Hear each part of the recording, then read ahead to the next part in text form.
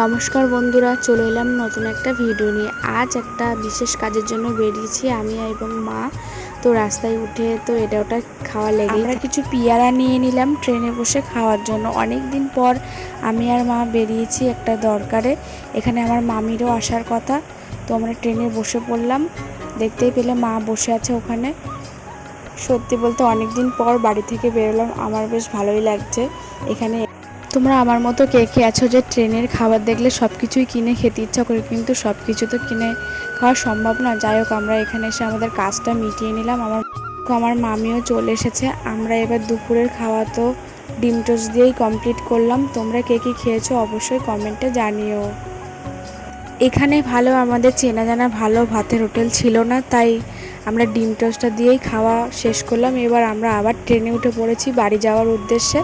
তো এখান থেকে আমরা চলে যাব। তবে এই স্টেশনটা খুবই নিরিবিলি এবং খুবই সুন্দর।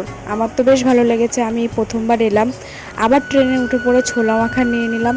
তো খাওয়া দাওয়া তো লেগেই থাকে। তোমরা ছোলা মাখা খেতে আমার সত্যি খুব ভালো লাগে। তো আমরা তিনজনে বসে আছি।